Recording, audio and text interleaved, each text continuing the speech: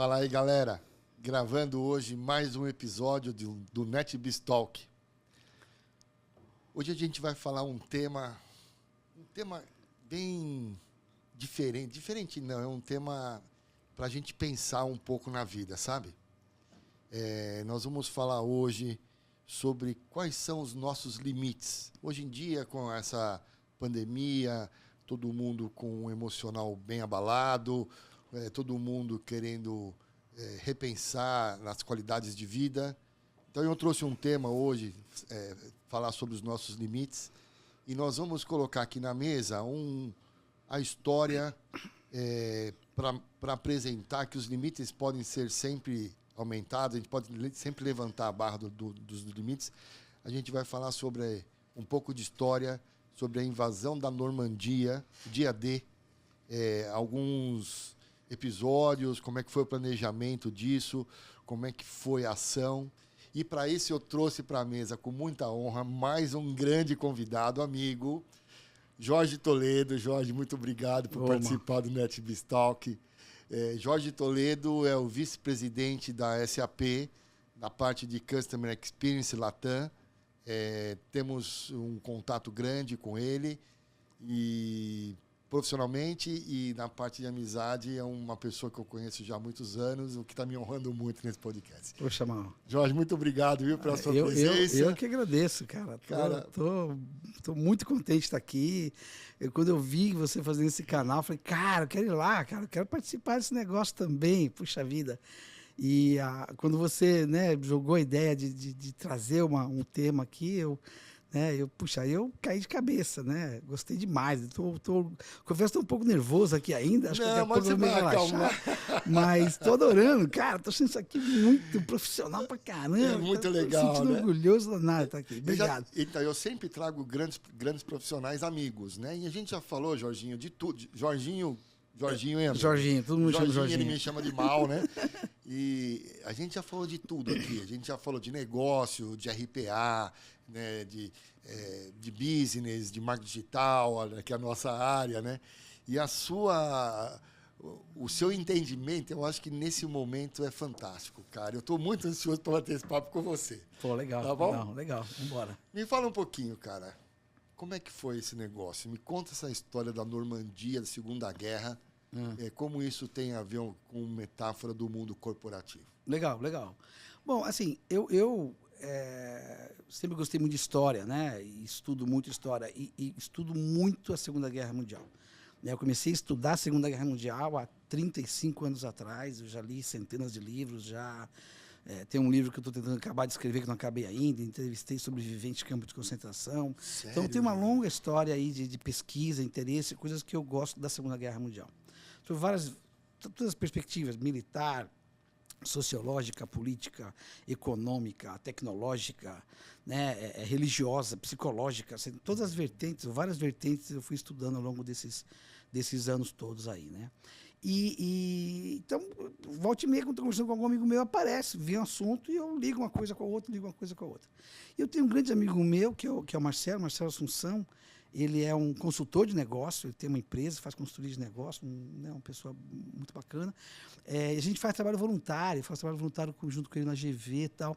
Ele me procurou há uns 2 meses atrás, falou assim, pô, Jorginho, cara, tô cheio de amigos aí, de pessoas que eu faço consultoria, dizendo assim, cara, tô no meu limite, cara, cheguei no meu limite, cara, não aguento mais, tô no meu limite.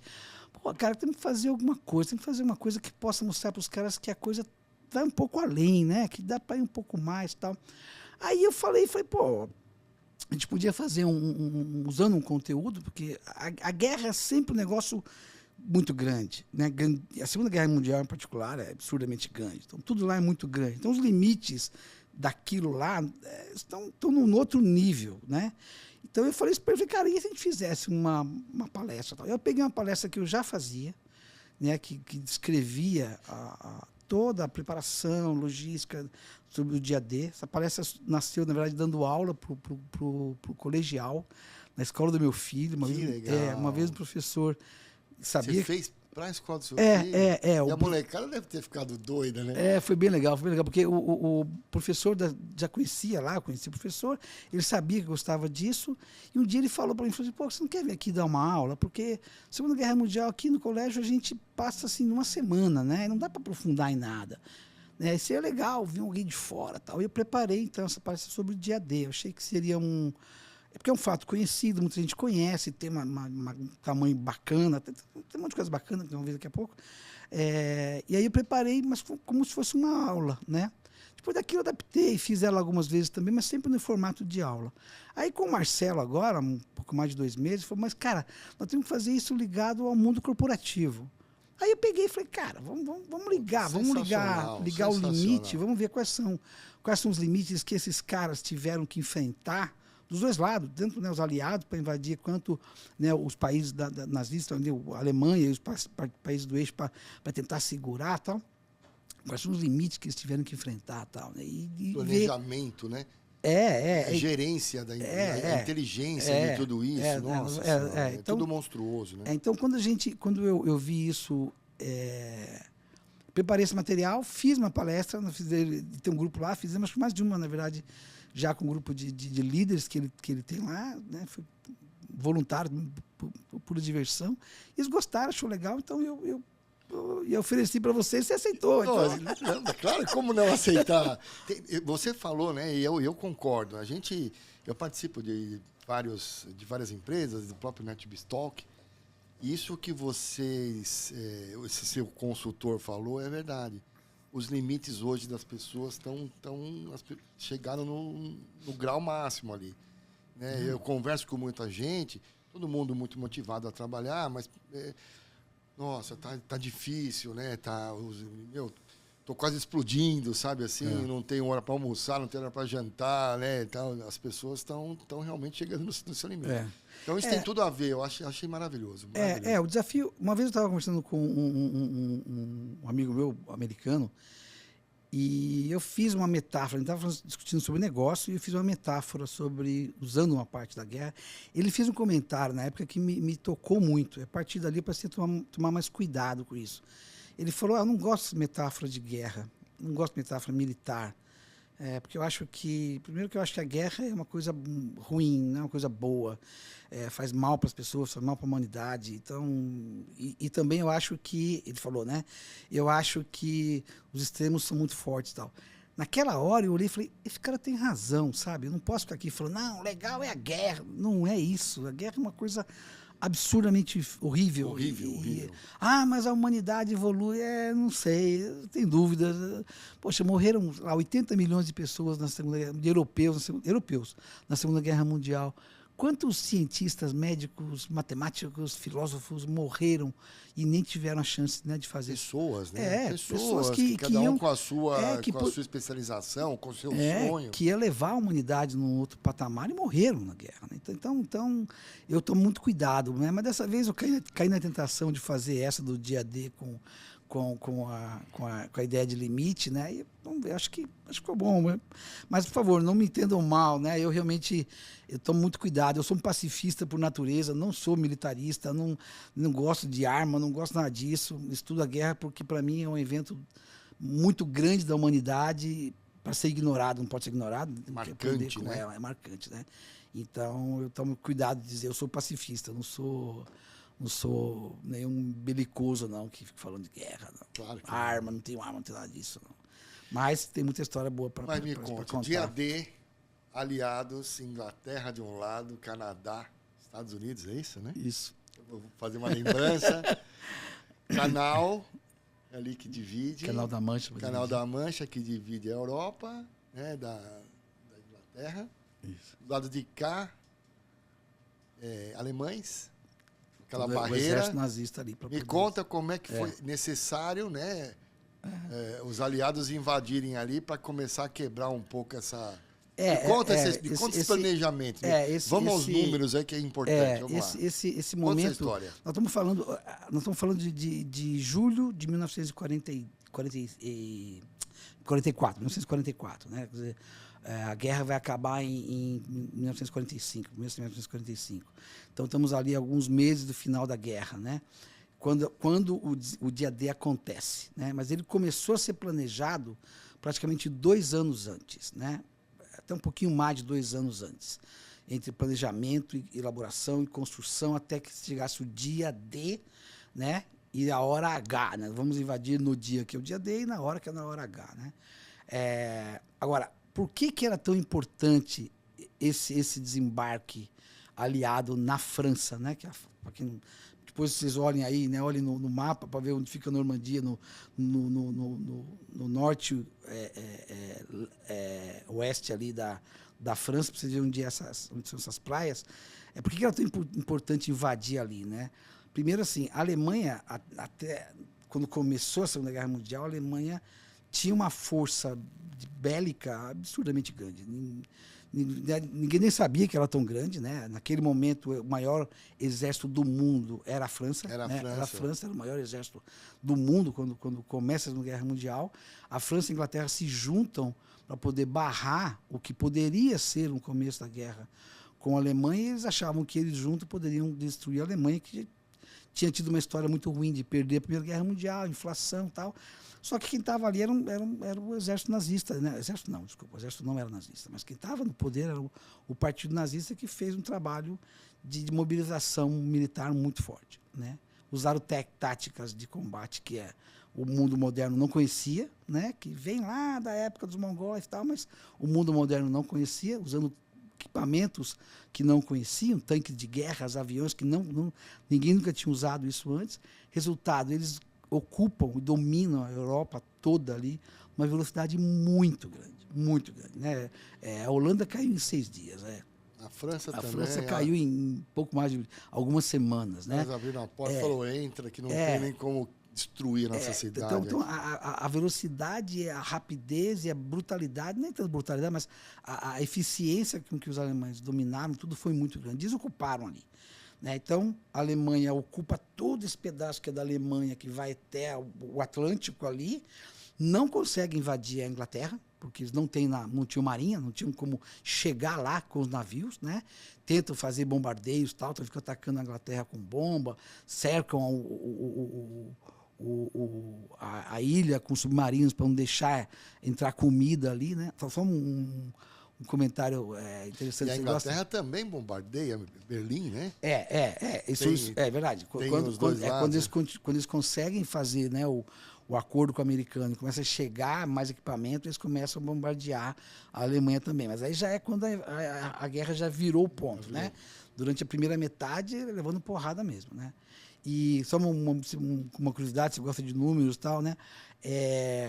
No auge da Segunda Guerra Mundial, os alemães tinham 333 submarinos navegando no Atlântico e Atlântico Norte, afundando navios. 333 submarinos. Primeira pergunta que eu te faço. Como é que era a inteligência disso na época? Como é que eram essas centrais de inteligência para gerenciar 333 submarinos? Tinha rádio, obviamente. Assim, mas como é que era essa tática, né? Como é que era esse planejamento? Era coordenado ou era... Como é que era? Era tudo coordenado. A estrutura militar alemã, né? Ela é altamente eficiente, né? É estudada, sempre foi estudada, até hoje ela veio da Primeira Guerra Mundial como um exército muito bem treinado e equipado, e aí vem para a Segunda Guerra Mundial trazendo muito desse conhecimento. Então, eles tinham basicamente alguns pontos centrais. Muito conhecido a base que ficava no que eles chamam da Floresta Negra. Tem uma floresta de pinheiros que fica na região da Baviera, ali na Alemanha, que era onde tinham os principais quartéis de comunicação da força nazista, né? Rádio, antenas enormes propagando rádio. Rádio, aqueles mapinhas físicos, né? Codificado. Tudo codificado. Então eles tinham... Que gerência de projeto, não? Nossa, não é nada, entendeu? O resto... Então, vamos continuar, desculpa. Então você tinha máquina, quem quiser também procure, a máquina Enigma é uma máquina que os alemães criaram para poder fazer a codificação, né, das mensagens. Então a mensagem saía codificada por rádio lá na Alemanha, ela vinha por rádio, batia no submarino que estava aqui na Foz, do Rio do Prata, aqui na beirada da Argentina, esperando algum navio brasileiro sair para ir lá e afundar navio brasileiro com carga, né? Então, já tinha uma criptografia na época. Já tinha criptografia pesada. Foi pesada. Os americanos conseguiram capturar um submarino desse. Ele está dentro do Museu de Engenharia em Chicago. Tem lá o submarino alemão que foi capturado e a máquina Enigma está lá. Vale a pena conhecer. Quem for para Chicago, vai conhecer. Vai visitar lá o museu da Faculdade de Engenharia da Universidade de Chicago. Desculpa interromper. Tem um filme que o cara quebra esse enigma, né? Tem. É a história quando nasce o computador, né? Isso é lá da Inglaterra, né? Isso, tem um filme que ele faz uma máquina e descobre que a palavra era a senha.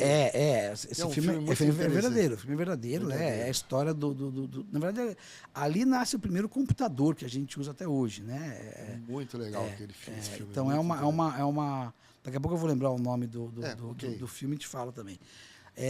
Mas voltando, então você tinha a Alemanha tinha ocupado toda essa região e eles já tinham atacado a União Soviética. Os alemães tinham organizado o maior ataque que a humanidade já viu. Nunca teve, nunca vai ter mais um ataque de exército desse tamanho, né? Você falou de tamanhos ali, né?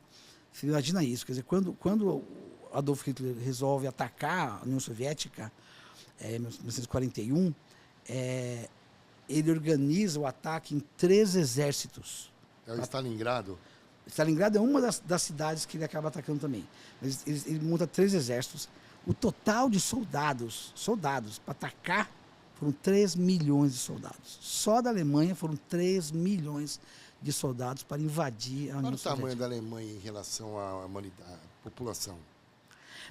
Sempre foi um país grande, né? A Alemanha sempre foi o maior país da Europa continental. Você lembra? Sabe, bom, eles perderam 12 milhões de habitantes, né? Quando acabou a Segunda Guerra Mundial, o número oficial morreram 12 milhões de alemães. Eu acredito que a população na época devia estar em torno de 100, 120 milhões de habitantes, talvez um pouco menos. Não tenho isso agora de cabeça, não. Mas a formação desse exército, porque eu falei, nunca teve um ataque tão grande, nem lá as hordas dos mongóis nunca tiveram tantos soldados num único ataque, né? O nome dessa operação é chamada Operação Barbarossa, né? Então, quem quiser estudar, vale a pena. A logística é absurda. Você imagina como que eu faço para alimentar, vestir, medicamento, cavalo que tinha que levar. Como que eu transporto 3 milhões de soldados para a fronteira para poder atacar? E organiza, né? Um ataque organizado. Aliás, uma das coisas interessantes, o marketing do Hitler era muito forte, né? A propaganda. Dos soldados, né? A roupa já impressionava o cara, com o brasão, com o logo, né? Os caras eram... você já olhava o cara, já se assustava só em ver o cara. Né? Tem muita estudo. Assim, o nazismo é uma a doutrina política mais estudada que já tem, né, na humanidade.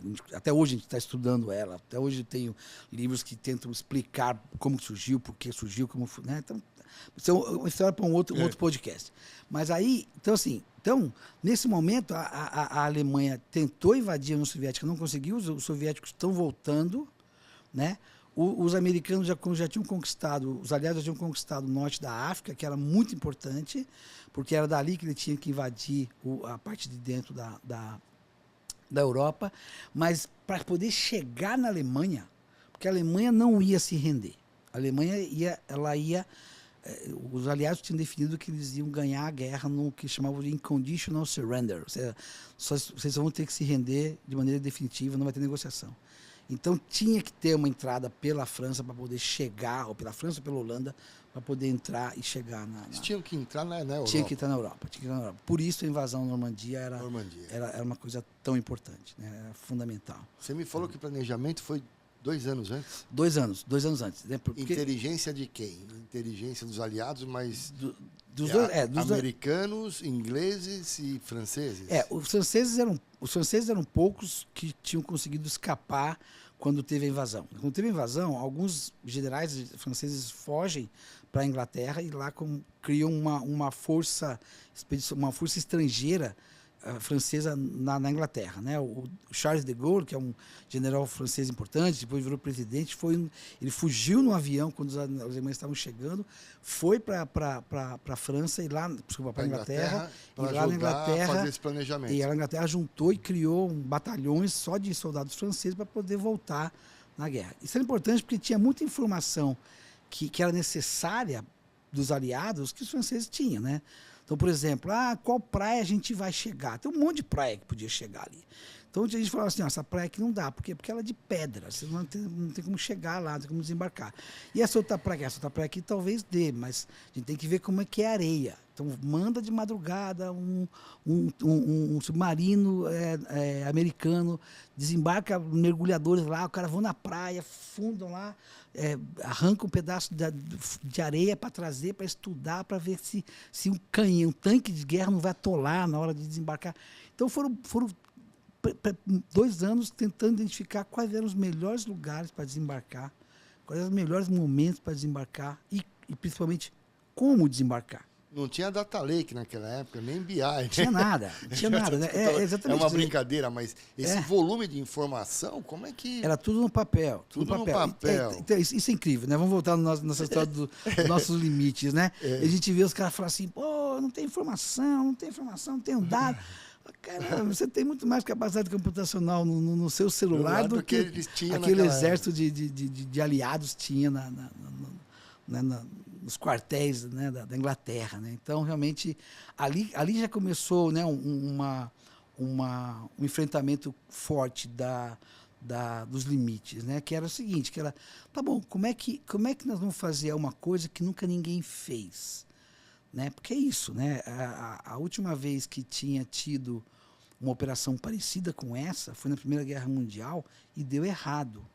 Deu muito errado, né? Os ingleses tentaram desembarcar, né, na Turquia, tem ali uma península chamada Galípoli, que eles tentaram desembarcar e deu tudo errado. Morreram 25 mil soldados britânicos, morreram. Tá? Então, como fazer algo que nunca ninguém tinha feito, né? E aí eles tiveram que inventar coisa, né? Então, o general falava assim, nós temos que desembarcar em 3 dias, sei lá, 500 caminhões. Pois é, cara. Os números são enormes, são gigantescos. E aí o cara fala, bom, mas e aí? Então, no mundo de hoje, o cara fala assim, pô, eu tenho meu concorrente, eu não consigo ganhar do meu concorrente. Exatamente. Quer dizer, lá o concorrente tá com a metralhadora. Pois é. Me esperando. Pois é, e não é matar um, mata 100 mil, né? Sei lá, 2 mil ou 3 mil e morre de gente. Né? Então é uma... Fala, pô, como é que eu vou pro mercado? Eu tô com medo naquela época. É isso mesmo. Então, ali eles... Tem uma frase importante que eu já ouvi várias vezes antes da... Né, já sempre foi usada sobre a guerra, mas vem antes, vem do Marco. Falando assim, mas Jorge, vamos lá. Como é que está... Os números da Normandia, 2 milhões, vou chegar já lá. 150... Eu vou chegar, mas isso é periférico. Eu acho que você pode me puxar de volta e dizer assim, tá bom, mas peraí, vamos voltar à história dos limites, vai.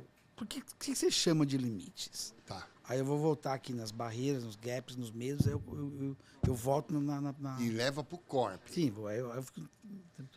Eu acabei de te trazer, não sei se você percebeu, né? Percebi. Aí você tem que falar, pô, o cara de hoje, o vendedor, né? E aí você fala do limite. O que você acha? Legal? Tá legal pra caralho. Porra. Meu, se deixar, vai, cara. Você esquece a câmera, né? Totalmente. Esquece totalmente. Uma vez só, quando aquela história do pacifista, eu achei que valia a pena. Não, você esquece, começa a bater pá. Cara, isso é chuva? Exato. Do nada. Começou um chuvão que... Caralho. Vocês não percebeu. Nem percebi. Caiu até uns raiozinhos meio longe. Sério? Nem percebi. Ô, Jorge, você é o cara. Faz quantos anos você estuda isso? 35. Sério, você é muito louco.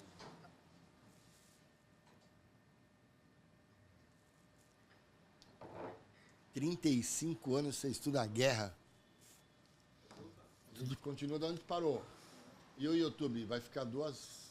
Não, o YouTube continua só os arquivos de áudio e vídeo só que para. O YouTube para... Não, o YouTube...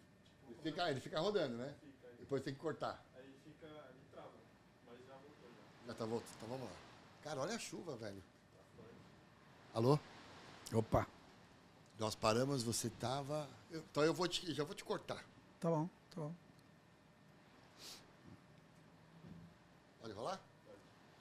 Ô Jorge, desculpa te atrapalhar, já te cortando um pouco, que esse papo é maravilhoso, cara. Me fala dos limites, meu. Como é que são esses. Onde ele.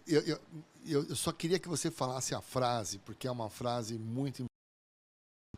Ah, é verdade. Eu essa frase. Que era o Mark Twain, que ele fala Exato. que por eles não saberem, eles eram, né? Então, muita gente usa essas frases para os soldados na Normandia, né? Ninguém falou para eles que era possível fazer aquilo. E teoricamente era impossível. Teoricamente era impossível. A quantidade de limites ali era. E o fato deles não saberem, fizeram. Foram lá e fizeram. Claro que custou muito caro para todo mundo, mas. Mas isso a gente pode fazer uma analogia ao mundo corp, não? Exatamente. Como é que você vê isso? Eu acho que tem tudo a ver. Quando a gente começou a pensar nessa história da palestra sobre o limite, eu não sou psicólogo, não entendo essas coisas, né? Mas eu comecei a olhar um pouquinho para a minha carreira, para a minha história, para a nossa história, né? E pensei assim, mas como que alguém... O que faz as pessoas estabelecerem os seus limites, ou acharem que existem seus limites?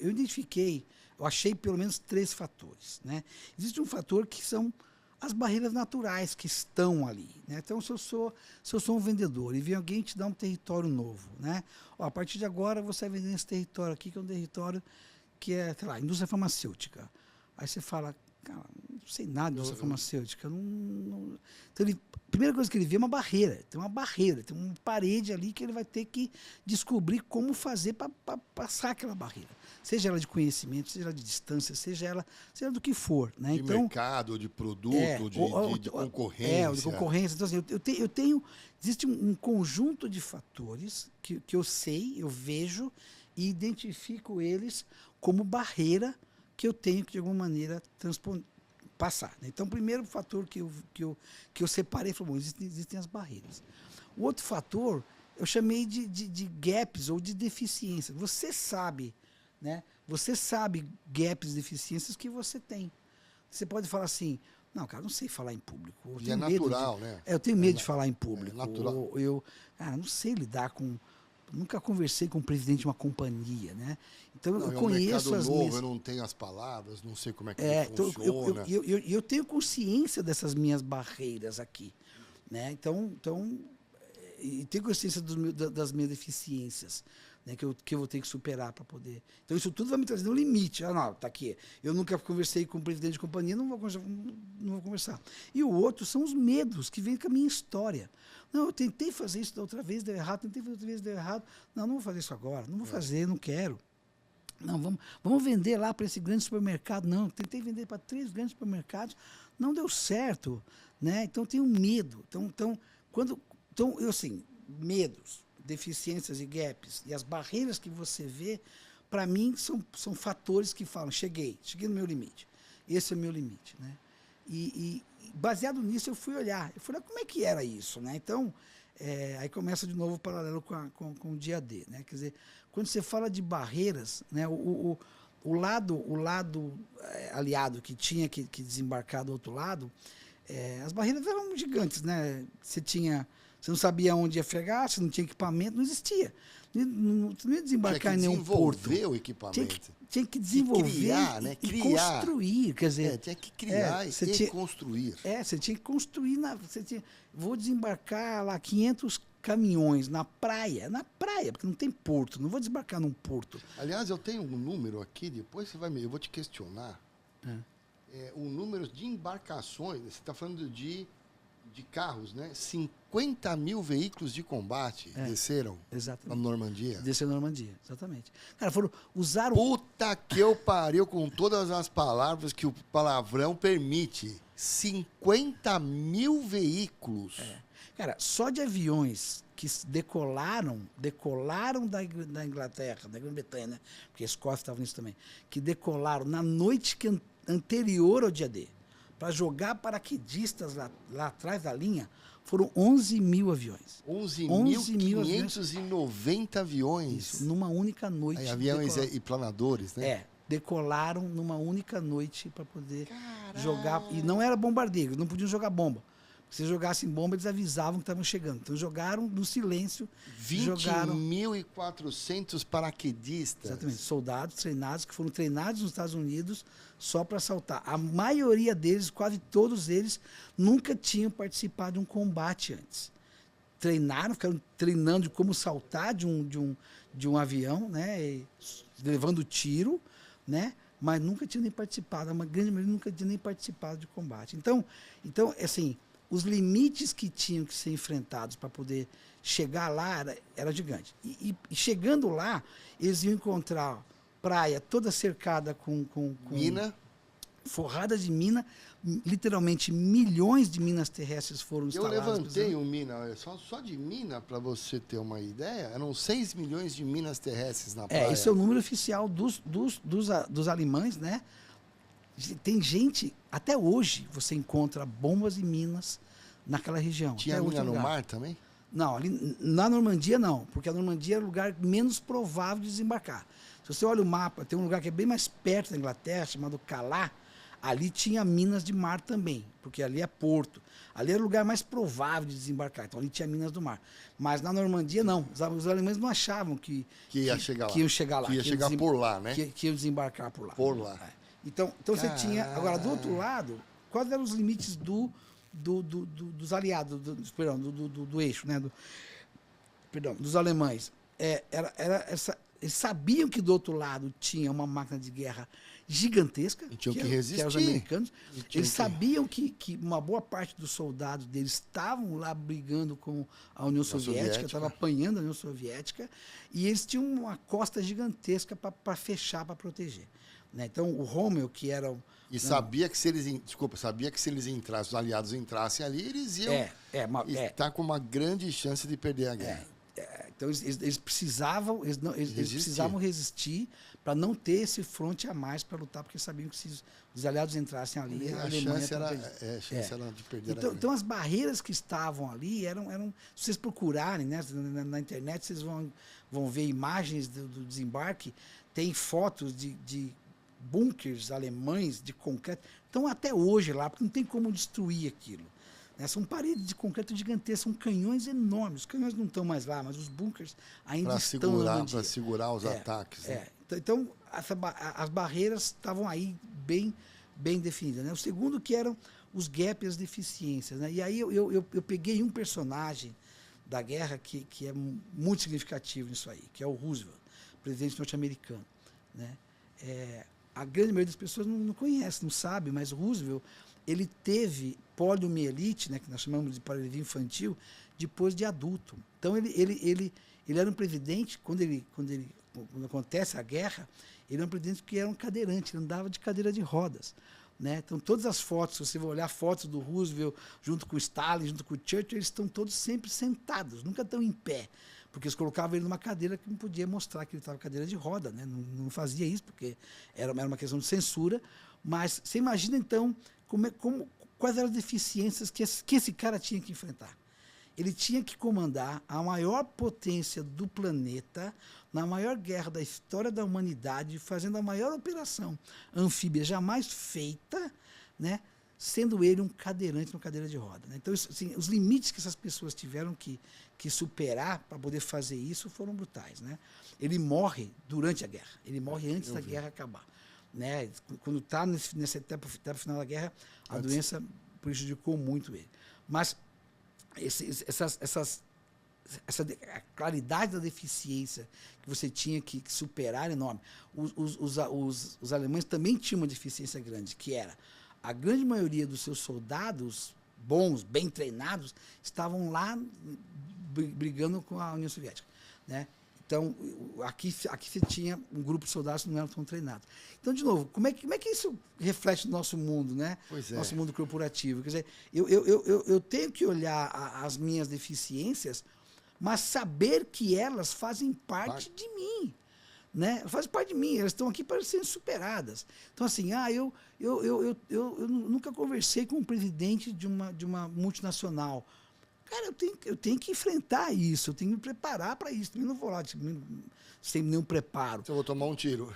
Exatamente. Mas na hora que eu paro, o que eu preciso saber? Como é que é o Vou negócio fazer um estudo. como é que é o negócio desse cara? Quais são os compellings desse cara? Qual é a agenda possível desse cara? O que pensam as pessoas que estão mais ou menos nesse nível? Como é que eu entro numa conversa com esse cara? Não vai dar para fazer uma conversa de sempre, pô, o Palmeiras ganhou, o Corinthians perdeu. Também isso vale para abrir a conversa 2 minutos, mas daí para frente Claro, tem que ser de negócio. Então, assim, então, sabendo das minhas deficiências, sabendo dos meus gaps, eu vou estudar e, uma vez estudado, preparado, eu vou enfrentar esses gaps. Isso não tem nenhuma dúvida. Né? Então, para mim, que é isso que os aliados fizeram. Bom, temos deficiência, era temos. Planejamento, né? Fortíssimo. Comunicação com essa galera toda. Os soldados, eles tinham uma comunicação ou O soldado não sabia de nada. Porra soldado, nenhuma. O soldado não sabia para onde você vai ele descer ia. lá e vai ter que chegar lá no murinho. O soldado não Ou sabia. nem sabia que tinha murinho, né? Não, o soldado não sabia. Não, o soldado não sabia onde ele ia chegar, como chegar, e nem o que cada grupo sabia. Eles tinham uma missão para fazer. Então, por exemplo, existia um grupo. Isso dá para você ver muito bem no filme do Resgate do Soldado Ryan. A primeira metade do Resgate do Soldado Ryan mostra exatamente um desembarque numa dessas praias. Então, você vê soldados desembarcando com equipamentos e cada grupo tinha um equipamento especial para usar. Tinha um equipamento que era usado para explodir e abrir buraco no arame farpado. Tinha outro equipamento que eram as metralhadoras para poder tentar matar, destruir as outras metralhadoras. Então, cada um deles treinou o que fazer quando chegar na praia e executar. Só isso que eles sabiam. Mas como que atacar, quem ia atacar eles não sabiam nada E a disso. quantidade. A comunicação, ela tinha um nível de segredo muito grande. Pois é, isso que é impressionante, eu acho, porque eles chegaram no anonimato, né? Os alemães não sabiam, quer dizer, eles fizeram um ataque dessa envergadura sem o... Tiveram várias coisas curiosas, né? Por exemplo, eles fizeram um ataque falso na Holanda, né? Eles fizeram um ataque falso na Holanda porque os alemães achavam que eles iam entrar pela Holanda, né? Eles fizeram também uma simulação. Para mandar as tropas para lá, para ficar menor aqui. Eles criaram toda uma estação de rádio no norte da Inglaterra para ficar trocando mensagens falsas, como se tivesse sendo feito um ataque naquela região para que os alemães mobilizassem a Força Aérea para lá, para não dar tempo da Força Aérea alemã chegar lá embaixo. Isso que eu acho fazendo o mundo corporativo de hoje, né? O planejamento dessa envergadura, quer dizer, um kickoff anual aí, é gigante, não, meu? Tem muita empresa que ainda se esbarra em kickoffs, em planejamentos do ano. Puta, isso aí é uma aula, não? Uma coisa forte que eu tiro ali é a especialização. Acho que isso é uma coisa que muitas vezes eu vejo empresas, não só no Brasil, né, deixando um pouco isso de lado. No entanto, o que a história nos mostra é que, no final, a guerra ganha quando você tem equipe, quando você tem equipe bem treinada, bem especializada. Quer dizer, o operador de rádio... Tem um foco, né? O operador de rádio... Não é dar tiro para todo lado, né? Ó, nós temos que chegar lá e o foco é chegar lá. E o seu trabalho... E aí, como nós vamos chegar lá, né? O que precisa, quais as especializações. E você vai ser o melhor desarmador de minas terrestres que existe. E você vai ser o melhor armador de minas terrestres. Vai treinando aí. Treina, para ser o melhor... disparador da metralhadora, ponto .30, ponto .50. Comercial, vai no campo, o vendedor... mapeia todas as empresas que estão no momento de a gente vender o nosso negócio. O outro vai lá, mapeia todos os concorrentes, seus produtos, suas ações, seus mercados. E o outro pega, vai... Agora, quais são os compelling de negócio desse grupo aqui? Quais são as ferramentas que a gente vai usar? Pega a ferramenta que a gente vai usar, treina no uso dessa ferramenta. Agora vão atacar. Essa é uma lição meio básica que eu vejo a grande maioria das empresas não fazendo. Porque vamos, já sabemos, já fizemos isso antes. Já fizemos, deu certo. Aquele mercado deu certo, vamos fazer para isso. Vamos fazer para isso aqui. Mas... Tem um grupo de soldados novos aqui, Não, vambora. Vambora, Vamos não, treinar me eles. segue, é. Não, já sabem fazer, vieram da concorrência, já sabem fazer. Não, cara, a praia é outra. Ou às vezes tem um soldado que fala, puta, eu não tô entendendo nada. Não, vem junto e aí não entende nada porque não tem um foco, não tem uma coordenação. Aí, né? aí você perde O cara se tempo, perde desanima, recurso, perde encontra os dinheiro. limites, né? Encontra os limites antes de ser limite de verdade, né? Então, essas barreiras, uma vez que você identifica elas, eu acho que você só vai conseguir superá-las como equipe, como empresa, como equipe, com conhecimento, e conhecimento requer especialização, ou especialização requer conhecimento, né? É um ciclo, né? Se você improvisar uma vez, vai. Eu acho que improvisar dentro de um foco é interessante, mas dentro de um foco. Você pode improvisar dentro de uma margem de segurança que você tem. Exato. Então, assim, eu sou especializado CX, Customer Experience, vai. Vou pegar um tema, e-commerce. Eu sou especializado em e-commerce. Eu sou especializado em e-commerce B2C. Beleza, então eu conheço isso aqui. Se eu estou falando com supermercado, que é grocery, estou falando com moda, estou falando com artigo de luxo, são variações interessantes, são variações importantes, mas o núcleo está ali. Agora eu vou pegar um vendedor desse aqui, falar, agora você vai ali e você vai vender contact center para, sei lá, para Oi, né? Desculpa falar o nome da empresa, mas para telecom. Se a vida dele, o conhecimento dele é vender e-commerce no B2C, isso não vai dar certo.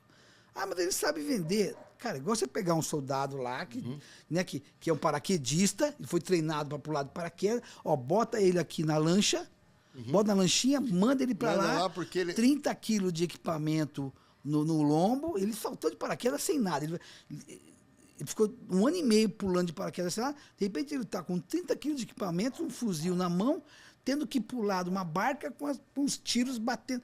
Cara, qual a chance que ele tem de morrer? É gigantesca. Né? Qual a chance desse comercial qual a chance que tem esse vendedor não performar? Não performar, se frustrar, ficar chateado, ir embora da empresa, né? Quantos vendedores bons, equipes profissionais bons que a gente não conseguiu ter um bom proveito, né? Eu cansei de ver isso, né? Contratamos uma pessoa boa, ela é bom, o cara tem uma boa história, tá? Chega ali, ninguém treina ele direito, ninguém capacita ele direito, ninguém arma ele direito, passa 6 meses, ele está frustrado e fala, vou embora. Ou então espera que este cara traga uma solução que, às vezes, não está alinhado com o board, também não vale nada. Exatamente. Quer dizer, trago um... O cara fala, é isso aqui, o board fala, não, tudo bem, e aí também o cara desanima e vai embora. E a empresa, às vezes, perde um talento enorme. Perde um talento enorme. E, de novo, por quê? Porque, na minha opinião, né, acho que essa é a principal mensagem de uma operação como essa na Normandia. Tem outras, tem várias outras, né? Se você pega a Barbarossa da Alemanha, é uma coisa absurda. A criação da bomba atômica americana é uma coisa absurda. Né? Então, todas essas grandes feitos, quando você olha, você vê pessoas altamente capacitadas, altamente especializadas, debaixo de uma equipe que sabe muito bem o que quer fazer, tá? E qual o objetivo do que tem que entregar, qual o estado tem que entregar, bem treinado e fazendo o seu trabalho. Quando falta isso, desanda. A equipe é boa, mas não está treinada, vai desandar. A equipe é boa, mas não é especializada, vai desandar. Entendeu? A equipe não é boa, mas vou treinar, vai desandar. Né? Então, assim, para mim, essa é uma lição importante que vem. Um foco, equipe treinada, com especialistas, uma definição clara de ataque e cada um fazer o seu trabalho. O improviso, para mim, ele tem que estar dentro de uma margem de segurança, senão não consegue fazer. Né? Jorge, esse tema acho que dá mais umas 4 horas. Dá um né? monte. Legal. Me dá suas diretrizes, como é que a gente te acha?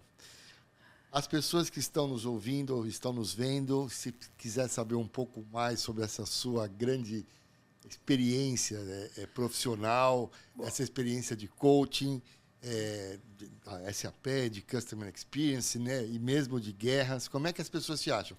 Não sei se você tem um e-mail particular para dar. Também tenho. Você quer dar e-mail ou as pessoas te acham por onde? Pelo LinkedIn? Meu LinkedIn, as pessoas me acham, Jorge Toledo da SAP, né? Tá lá, vice-presidente da SAP América Latina, vão me achar lá fácil. Ok. Meu e-mail pessoal é fácil, é jorge.toledo, numeral 8, @icloud.com, né? Pode me achar. Eu tenho um Blog. Eu tenho um blog, mas estamos desatualizado. Quem quiser depois pode me manda um e-mail que eu mando lá o blog. Não fala que não está desatualizado. Porque foi o blog que eu criei das entrevistas que eu fiz de uma senhora, que é a avó de uma amiga minha, que já faleceu, inclusive, que era sobrevivente do campo de concentração, e eu entrevistei ela para... Nossa, que conteúdo rico, não? Legal. Mas tem muita coisa, né? Eu tinha separado, não sei se depois a gente coloca em algum lugar, não sei se tem algum canal aí, tem uma lista de livros, filmes, né? Alguns livros são muito importantes, quem quiser conhecer do assunto, né? Especificamente sobre o dia D, tem um livro um específico, vários, né? Tem vários do dia D, mas o livro do Stephen Ambrose, chama D-Day, é o mais importante, mais completo que existe sobre o dia D. Tem vários filmes que mostram o dia D sendo preparado e executado. Eu gosto muito do Resgate lá do Ryan, porque ele mostra o desembarque na... Não falamos das cagadas, Maurício. Nós falamos de não muita vai coisa. Não vai dar para falar hoje. Eu acho que a gente tem que marcar um próximo, não? Mas assistam. Se não quiser assistir... Fala uma cagada, acho que vale a pena. Uma cagada do dia D. Uma cagada do dia D. É uma cagada grande, né? Aquele que fala... Olha, assim, bom, tem uma cagada curiosa, foi o seguinte, vou pegar do lado, tem algumas do lado, tem cagada e tem acidente, né? Teve o desembarque todo ele foi feito em 5 praias, teve uma praia onde tudo deu errado, que chama Praia de Omaha. Não é o nome oficial da praia, as praias têm nome franceses, né? Mas esse é o nome código das praias.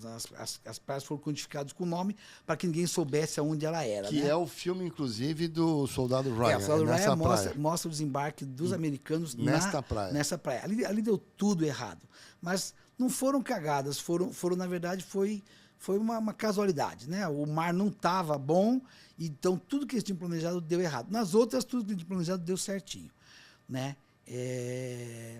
Vamos gastar um tempinho só, vai. Por rapidinho. Favor. Então, assim, o desembarque planejado era assim: você tinha milhares, como você viu, milhares de navios que paravam no mar, né? E eles começavam a jogar bombas, né? Na praia. Esses navios eram gigantes. Essas bombas pesavam o peso de um Fusca.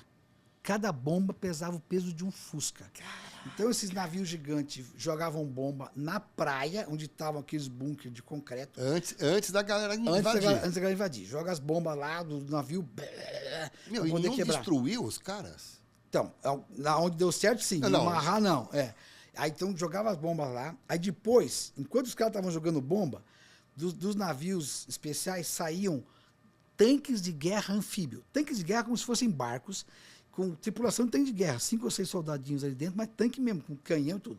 Então eles iam no mar, como se fosse um barquinho, chegava na praia, descia atirando com tanque de guerra nos alemães que estavam ali, passava por cima dos arames farpados. Dos arames farpados para abrir o buraco. Ou mesmo mina. Né? E aí logo que saía a onda do grupo de tanques, vinha um grupo de barcaça. Uma barcaça de fundo chato, assim, quadrada, com 30, 40 soldados dentro. Então essa barcaça ia atrás dos tanques, os tanques saíam, desciam atirando. Atrás vinha a barcaça, que tinha uma tampona assim, essa tampa abria, os soldados desciam ali para poder ocupar a praia. Esse era o plano total, né? Tudo certinho, né?